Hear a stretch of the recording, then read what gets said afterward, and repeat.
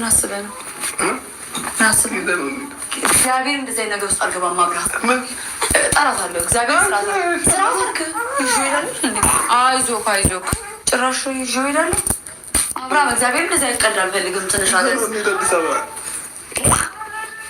ልጫወት ነው ያልከው። አብሬው ልጫወት ነው ያልከው። ልጫወት ምንድን ነው ልጅ ጽጉዬ እንግዲህ ዛሬ አብርሃም ልጁን እንዳያድርጋለች። አብርሃም በጣም ደስ ብሎታል። ግን በመጨረሻ ሰዓት ላይ የተፈጠረው ነገር ትንሽ ከበድ ይላል።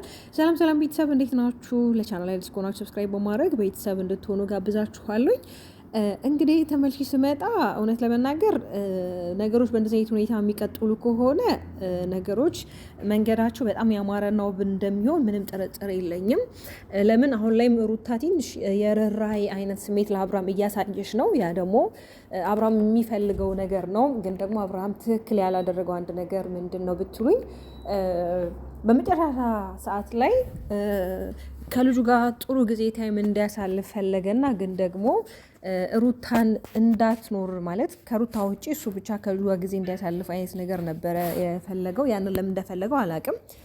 በእርግጥ ትንሽ ሩታም ተረብሻ ነበር። ለምን አንድ ጨቅላ ሕፃን ልጅ ብቻውን ካለ እናቱ ከአባቱ ጋር ብቻ ጊዜ ያሳልፈው ማለት ትንሽ ይከብዳል። ሊርበው ይችላል፣ የሆነ ነገር ሊያስፈልገው ይችላል።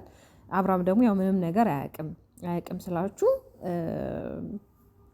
ምንም ቢሆን ያው እንደ እናት ሊሆን አይችልም አባት ማለት ነው። እና ጽጌንም አስደንግጧታል። እንዴ ለምንድን ነው ግን ምን አስበህ ነው ልጁ ብቻውን እኔ ላጫውተው ያልከው ስትለው አይ ወደ አዲስ አበባ ይዘነው እንድንሄድ ነው ምናምን ሲላት አረ እንዲህም አይሆንም ልጥራት ምናምን ነገር ብላ ነበረ። እና እንግዲህ ሩታ አሁን ላይ በቃ ከውሳኔ ምንም ፍንክች አልልም አይነት ነገር ነው ውሳኔዋ። እና ግን ደግሞ ጽጌ እያለች ያለችው ያው ሁላችንም ኦዲየንስን እንደምንለው ልጅ አባቱ ፍቅር ነው እያየ ማደግ የቤተሰቡ ፍቅር እያየ ነው ማደግ ያለበት እያል ነው። ግን ሩታ እንዲያስተላለፈችው መልእክት አለ። ልጅ እኮ እንደውም በእናቱ ማፀን ውስጥ ሆኖ የአባቱን ፍቅር ማግኘት አለበት፣ የአባቱን እንክብካቤ ማግኘት አለበት ብላች። በጣም የሚገርም ንግግር ነው በነገራችን ላይ ንግግሯ ማለት ነው።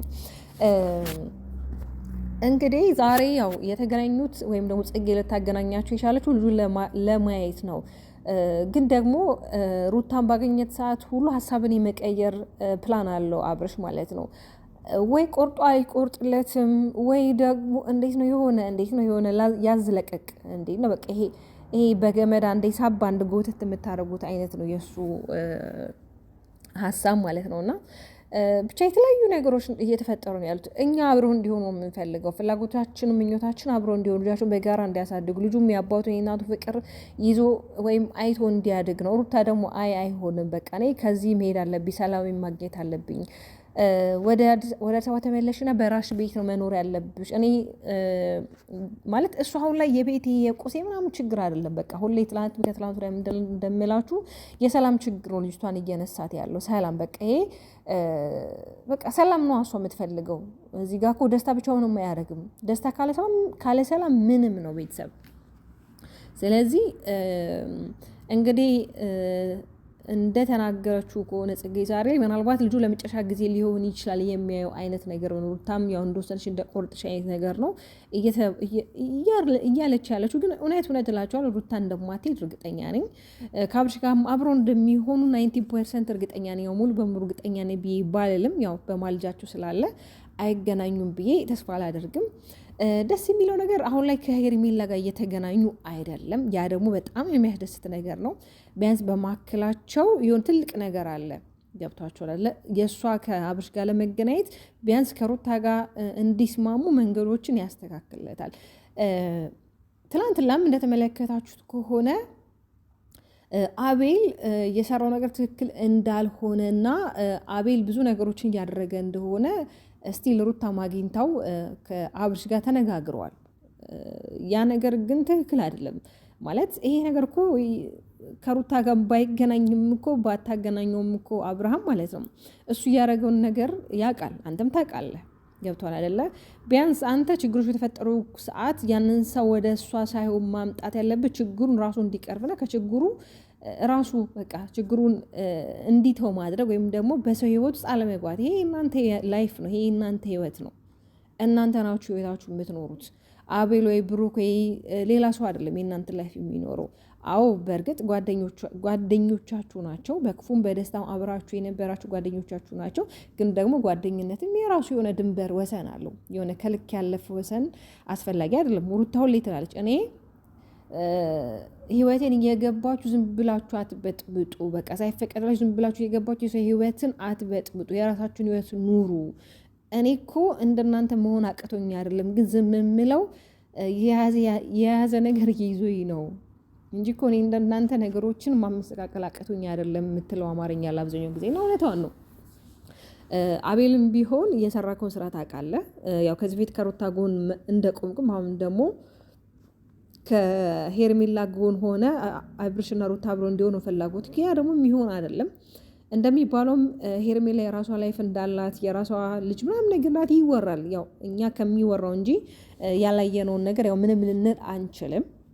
ገብቷችኋል አይደል? አቤልም ደግሞ በቃ ከህይወታቸው ወጥተ ቢያንስ እነሱ አብሮ መኖር እንኳን ባይችሉ በቃ ሰላማቸው ስጣቸው፣ ደስታቸውን እንኳን መስጠት ባችል ሰላማቸው ስጣቸው፣ በቃ ነፃነታቸው ስጣቸው።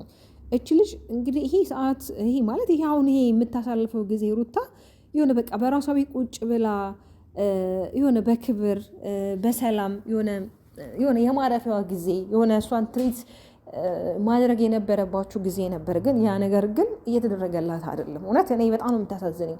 እንደውም ከርግዝናው ሞር አሁን ላይ በቃ የሆነ ውበቷም ጨምሯል። የሆነ በቃ ድቡሽቡሽም ብላለች። ያው ከአራስነቱ ጊዜ ትንሽ አሁን ደግሞ ይሄ አሁን ያለችበት ታይም ደግሞ አሪፍ ላይ ነች እና ብቻ አብርሽ እኔ እውነት ነው የምለው በቃ ሰላም ፈጥራችሁ ለልጃችሁ አብራችሁ ብትሆኑ።